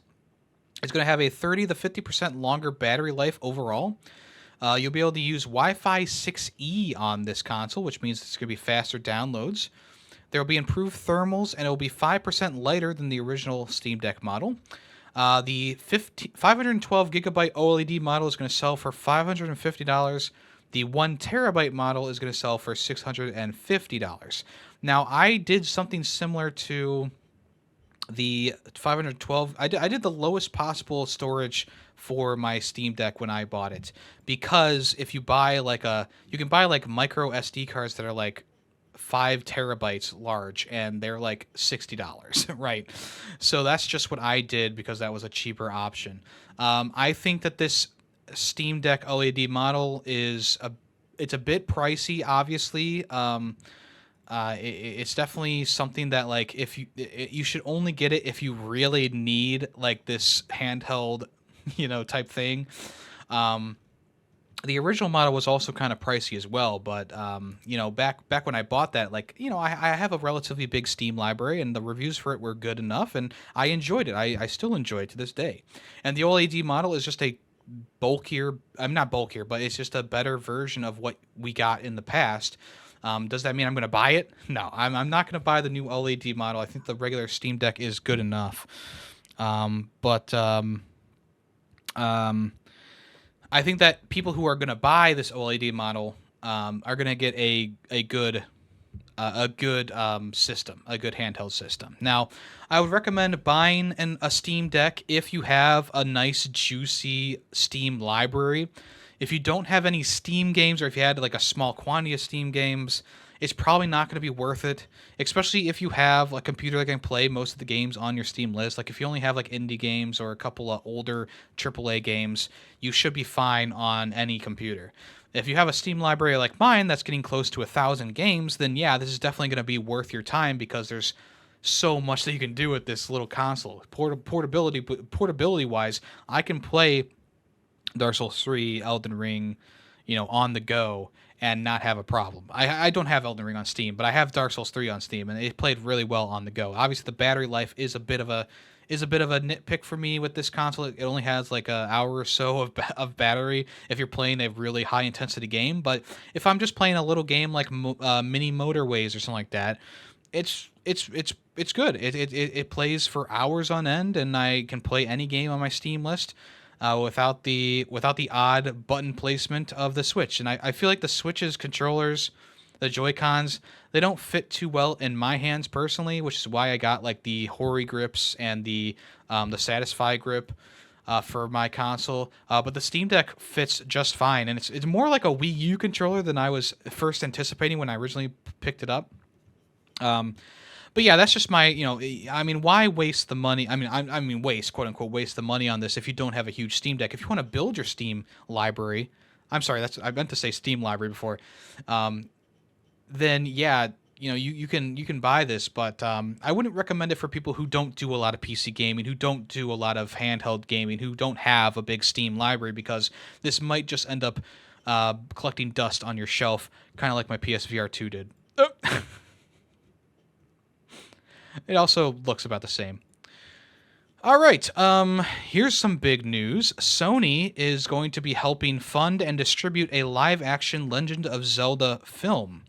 Shigeru Miyamoto said in a press release that he's going to produce the film adaptation, the live-action adaptation of The Legend of Zelda, alongside producer Avi Arad, who also produced Uncharted, which was kind of mediocre, Morbius, which is a meme, and he helped produce Spider-Man Into the Spider-Verse, which is an animated movie which did well, so it's hard to compare that alongside his live-action movie. So maybe the wrong person to choose to do a Legend of Zelda film. I guess we'll have to wait and see. More than 50% of the project will be funded by Nintendo. Sony is making up the rest, and it will then also release it into theaters, probably put it on different streaming services as well. In the press release, they said, by producing visual contents of Nintendo IP by itself, Nintendo is creating new opportunities to have people from around the world to access the world of entertainment which Nintendo has built. through different means apart from its dedicated game consoles. By getting deeply involved in the movie production with the aim to put smiles on everyone's faces through entertainment, Nintendo will continue its efforts to produce unique entertainment and deliver it to as many people as possible. So the memes are already flying around the internet right now with Tom Holland might be Link, which would be an interesting and weird um, person to put in the role. But just like with the Mario movie, with Chris Pratt and Charlie Day and Jack Black, maybe it'll work out. I don't know. Um, am I excited about this? I never really was a huge Legend of Zelda fan. Obviously, I played a couple games here or there, like Majora's Mask. I had the 4-game collection for the GameCube that released with the GameCube. So I had like a demo of Wind Waker, and then I bought the full version of Wind Waker when I was a kid, and I enjoyed that.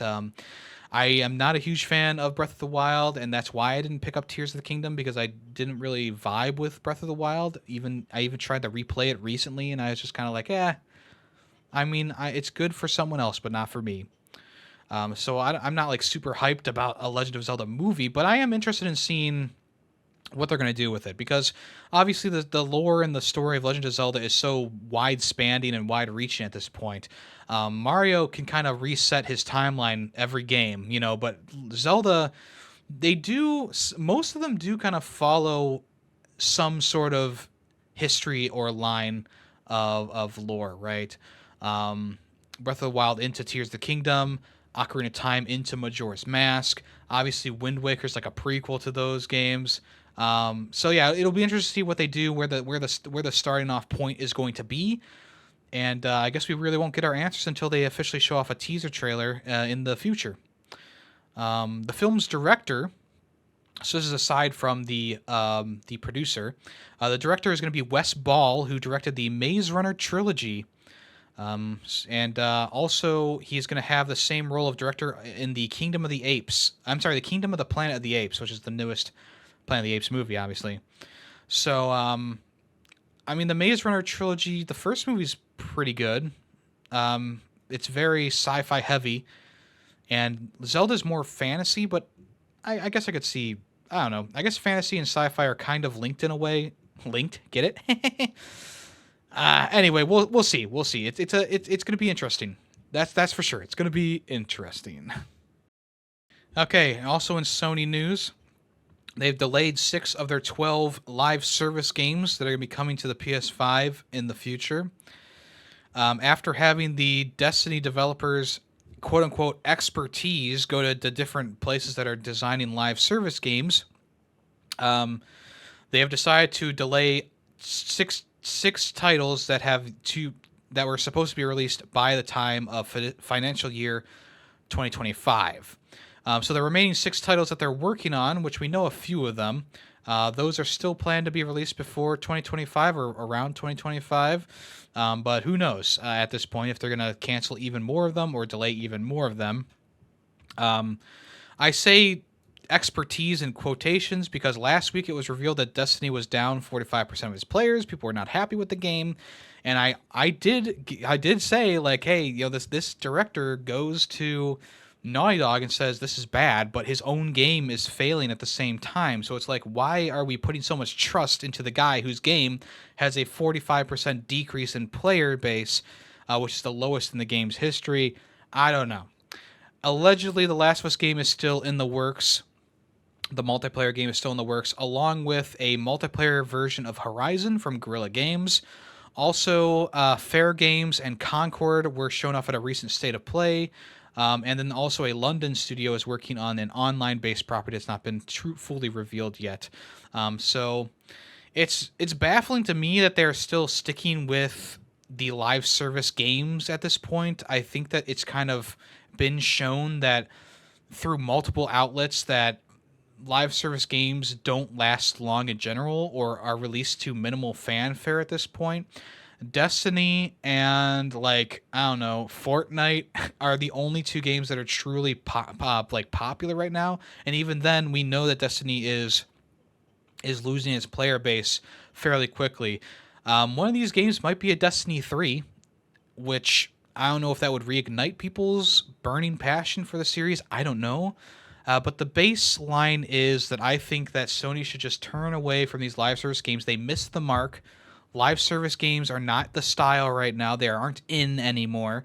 They definitely should have gotten into this back when like Destiny 2 was launching, or back when any and put any game that's a live service game in here was launching that have longevity, because a lot of them don't. That I've talked about several games that only have had year-long life cycles because the player base dwindles so quickly after the launch of a game.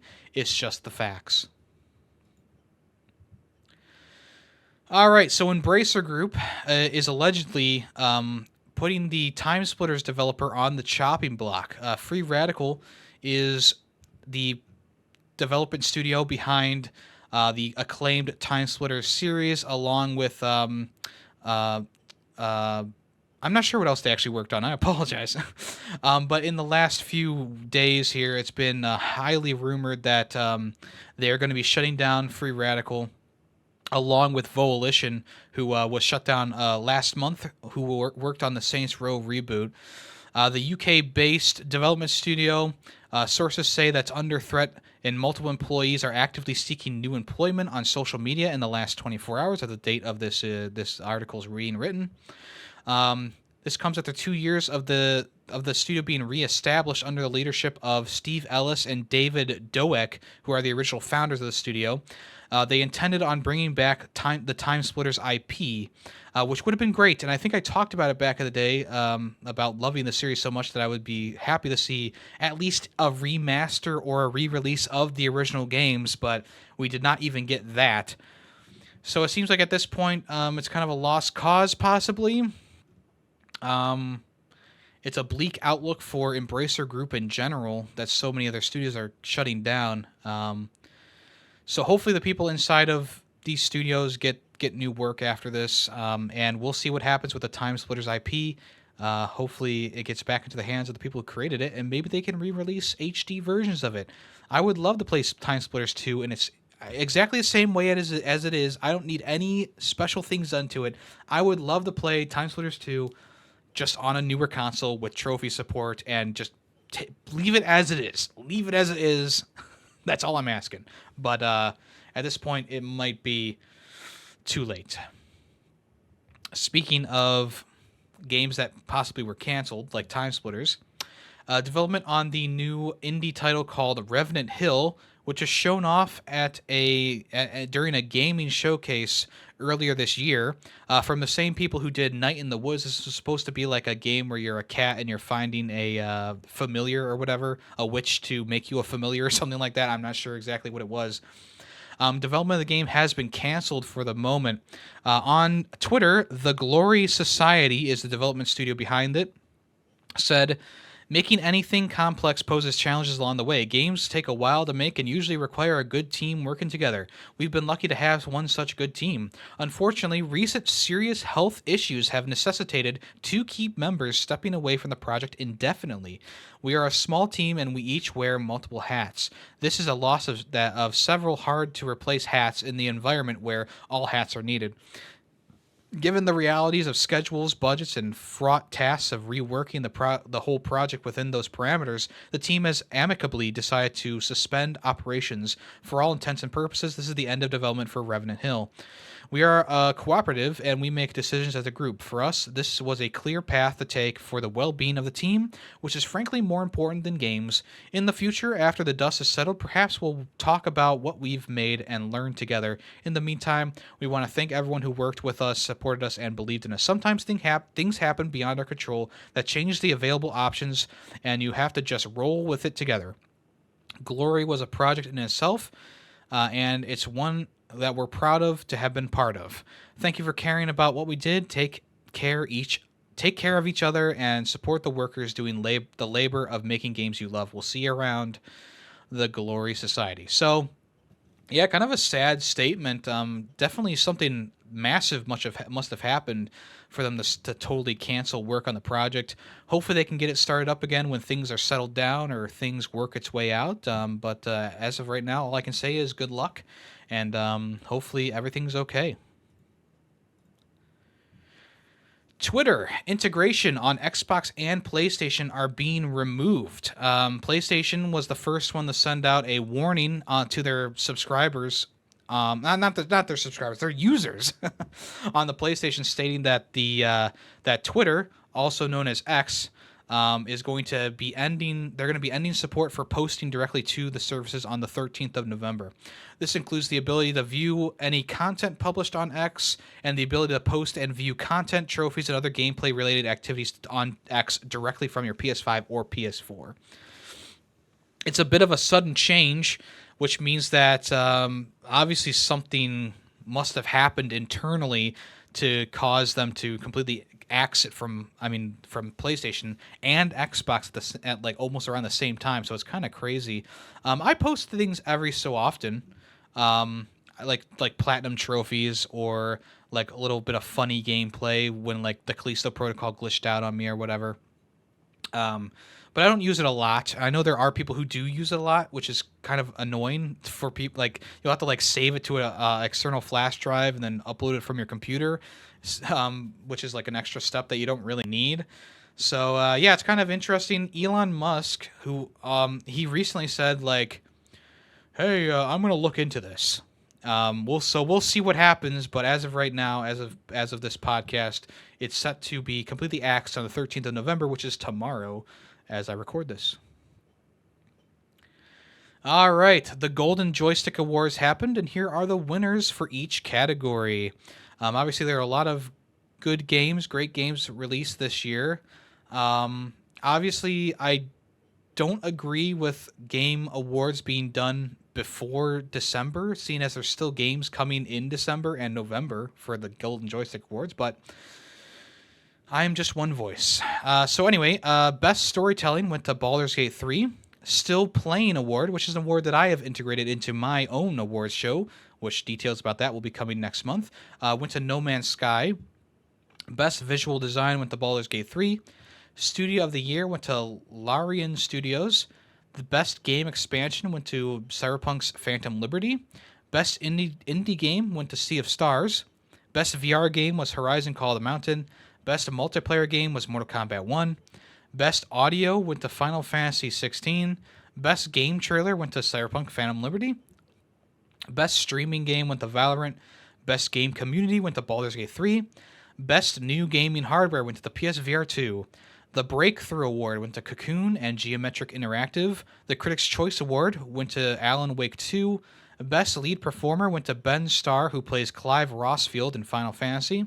Best Supporting Performer went to Neil Newborn, who plays Astarion in Baldur's Gate 3. The Nintendo Game of the Year went to Tears of the Kingdom. The PC Game of the Year went to Baldur's Gate 3. The Xbox Game of the Year went to Starfield. And the PlayStation Game of the Year went to Resident Evil 4. The Most Wanted Game is Final Fantasy VII Rebirth. And the Ultimate Game of the Year is Baldur's Gate 3. So, there you go. Take that with what you will. Let me know what you think of these winners down in the comments below. Overwatch League is officially shutting down. This is the competitive esports league that they had. There's multiple teams underneath the esports banner for Overwatch League. Essentially, they're going to be reworking it and releasing a new version of the Overwatch League in the near future. But this was one of the things that Blizzard and Activision pumped resources into for quite some time, and I'm wondering if they're shutting it down due to the impending Microsoft takeover here. Overwatch League, you needed to buy into it, so it cost each of the 12 founding teams $20 million each to play in this league, which is kind of crazy. Each teams are paying between $35 and $60 million to participate. Yeah, they noted that they're probably going to be coming. They're going to be reworking it and getting back to it. I'm not sure what's going on there. One of the team leaders who worked inside of Overwatch League put a post out on Twitter saying, "Thanks for the memories. Onward to the future." And it was a AI generated goodbye message or a goodbye picture with two people holding hands and walking through like a pile of garbage, and in the corner of the garbage is a penis, a literal like dildo shaped penis.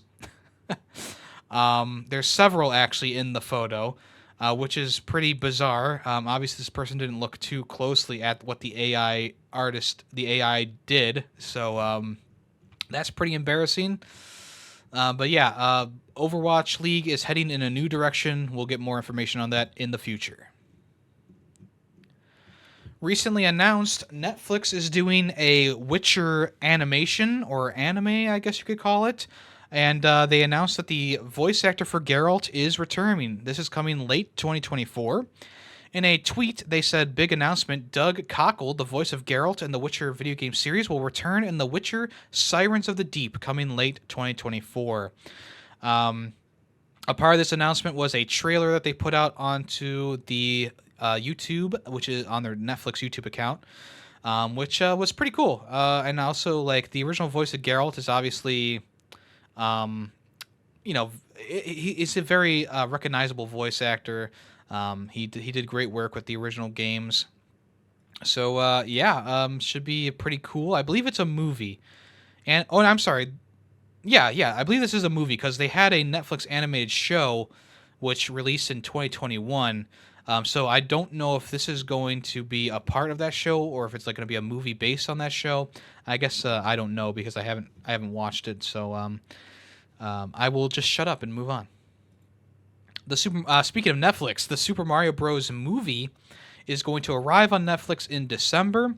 This will be available on the 3rd of December to watch on Netflix. For families that go a little too hard on Mario Kart over the holidays, the Super Mario Bros. Movie will be on Netflix to help the healing December 3rd.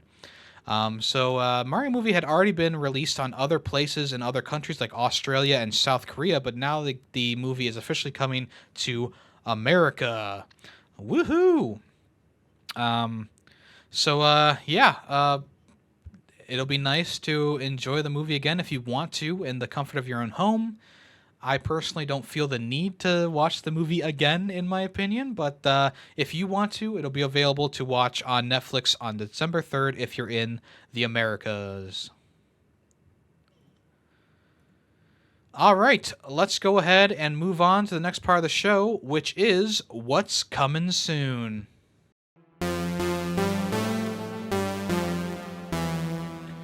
All right. Rocket League is partnering with Disney Pixar to bring Lightning McQueen to the game. This is a crossover that is not for like a movie or anything like that. Like they just kind of wanted to add him in here, I guess. Of course, he comes with his own multiple skins.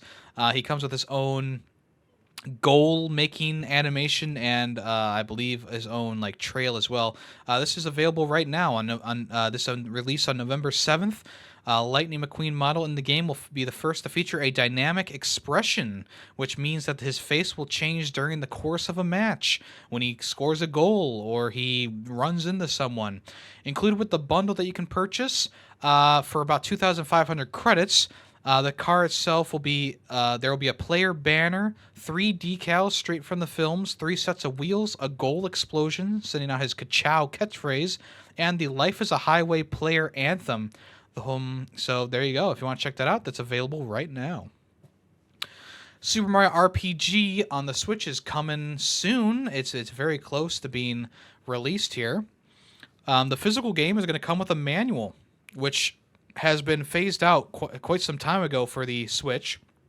But as highlighted by Game Watch, which is another news organization, Nintendo revealed an authentic SNES-style manual based on the original 1996 instruction booklet.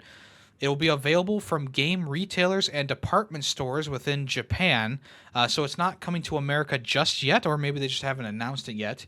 The booklet will include an overview of the world of Super Mario RPG as well as character introductions. There will also be guides for collecting treasures, chests, and defeating bosses that appear in the game, as well as battle mechanics and trivia. So, kind of a fun little thing. It's too bad they're not including it with every copy. You have to buy it separately, apparently.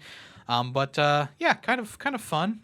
Hopefully it'll come around to America in the future because I know there's a lot of people who would love to check out this.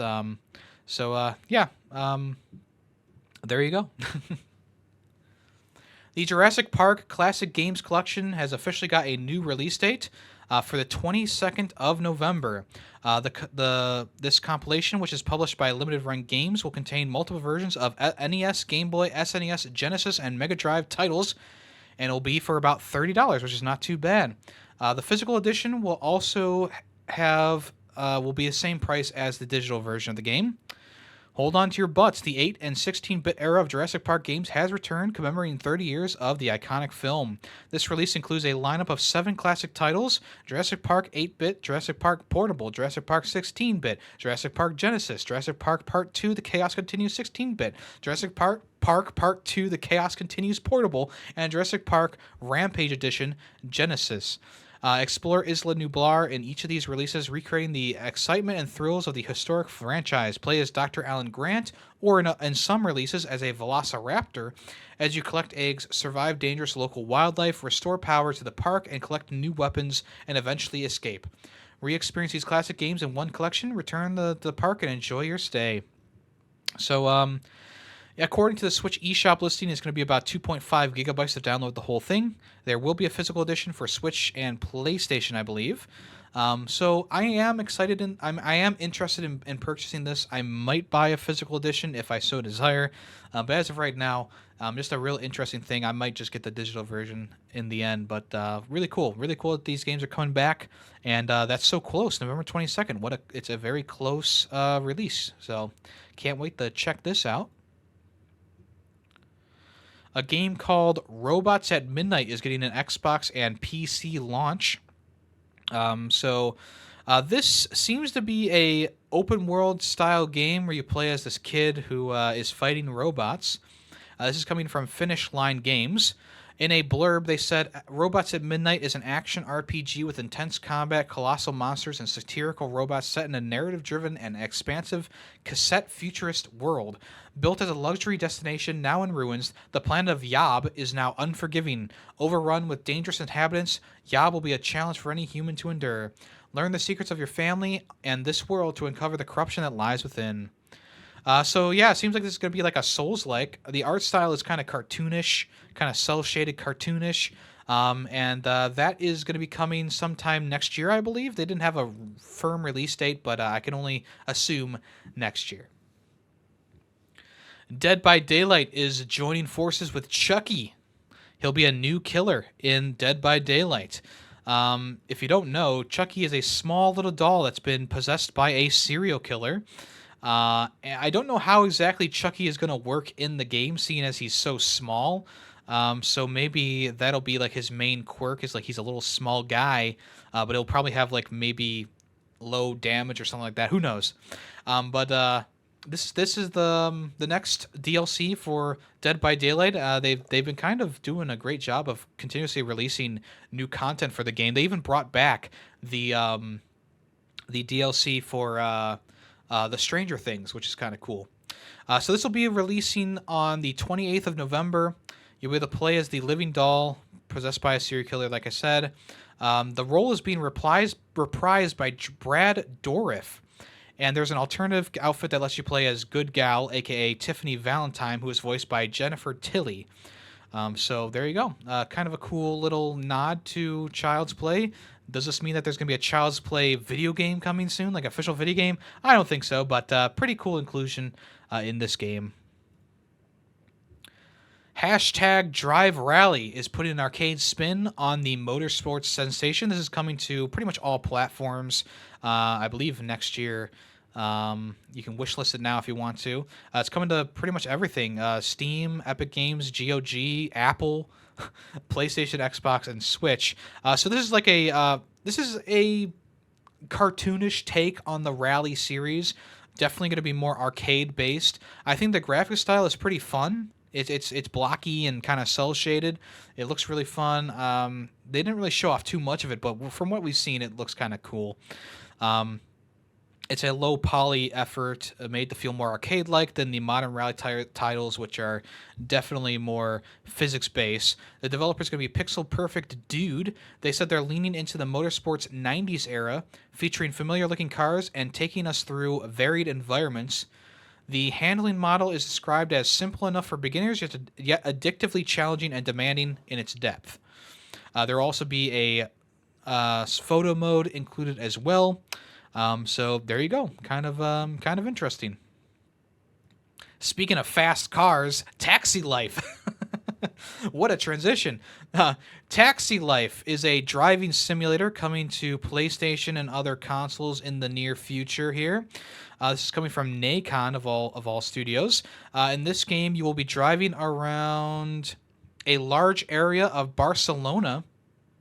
It'll be reproduced at a 1:1 scale, which is pretty crazy. The French developer Sintertract reported last year that they are going to be trying to make it an authentic taxi driving experience in the streets of Barcelona. I believe Barcelona is in Spain. So this title's got a February release window as of right now. You can actually play hits on your radio as you drive around from the bands like Bad Religion and Offspring, which is kind of crazy. You'll have to go through a tutorial before you can take on the road. You can ferry passengers from A to B. You earn money as you reinvest into your taxi firm, hiring employees and assigning them districts and time slots. This is a simulator kind of game, so it's going to have some realistic visuals and probably some gameplay to reflect that. And like I said, this is going to be out sometime in February next year. Kind of interesting, Might be interested in that. And here's two things coming from Nintendo for Black Friday. Nintendo confirmed a Smash Bros. Ultimate Switch OLED bundle for Black Friday. This will be on shelves on the 19th of November. Select retailers and My Nintendo Store will offer a Nintendo Switch OLED model system with Smash Bros. Ultimate, a full game download code, 3 months Nintendo Switch Online individual membership bundle at a suggested retail price of $350, which is about $67 in savings. There will be an exclusive Joy-Con controller attached to it, featuring a design inspired by Smash Bros. Ultimate. It has like the Smash Bros. Logo in a gray style. So that'll be interesting to see on the shelves. I'm sure people who are Switch collectors are pulling their hair out right now that they need to buy another Switch OLED. And then also, strangely enough, Super Mario Party. This is not the new one that features old maps and stuff like that. This is the first one that came to Switch. Super Mario Party is getting a bundle with a red and blue Joy-Con bundle. So you'll be getting Super Mario Party and the red and blue Joy-Cons on the 10th of November. You'll be able to start seeing this for $100. This is not as good of a deal as Wii Party, with the controller included in that. So yeah, kind of weird. Super Mario Party in the box is just going to be a download code, which is also pretty weird in my opinion. So this will be the first Mario Party game to be released on Switch. I'm sorry, this was the first Mario Party released on Switch back in 2018. So if you haven't grabbed the game yet, you can get a bundle with the two Joy-Con controllers for $100. This game uses the Joy-Cons to their fullest, so like it has like all the different HD Rumble features and stuff like that. So that's what makes this one kind of unique as compared to Mario Party Superstars that came out later in the year, later in its lifespan. But yeah, I mean, it's not the best Mario Party ever. It's fine, but it's not the best. And this bundle is also maybe a bit overpriced in my opinion. But there you go. Let's go ahead and move on to the next part of the show, or the final part of the show, which is Guess That Song, everyone's favorite part. If you guess this, if you can tell me the song name and the game that it came from, I will give you a free super reaction in the Discord. Or if you comment down below, I'll give you a heart and a congratulations in the comments.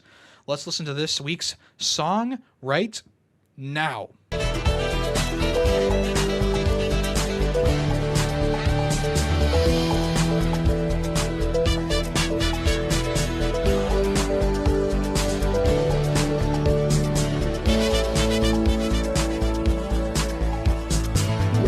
All right, if you know that song's name and the game it's from, let me know in the comments below or on the Discord. Thank you so much for listening to this episode of Ferris 64. I do appreciate everyone who listens on a weekly basis, or even like a every once in a while basis. I always appreciate it.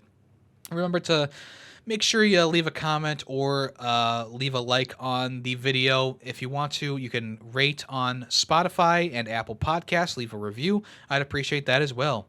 If you want to check out anything else I do, I stream on Twitch Monday, Tuesday, Thursday, and Saturday. We're going to be starting up a playthrough of Ukulele. We'll see how that goes. I wasn't a huge fan of it back when it first released, but I funded it, so I guess I got to give it another chance. And then also...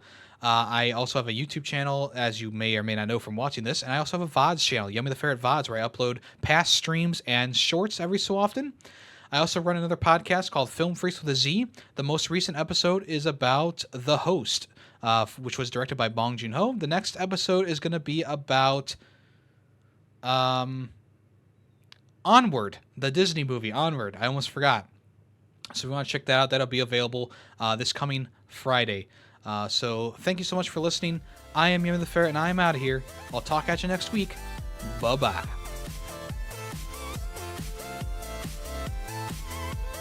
The Ferret 64 podcast is owned and edited by Yemmy the Ferret. The song Nightshade, used in the intro and outro, is owned by Adhesive Wombat. Small sound clips during the podcast were made by Yemmy the Ferret. News sources include NintendoLife.com, PushSquare.com, and PureXbox.com. All opinions video game related are my own. Thank you for listening.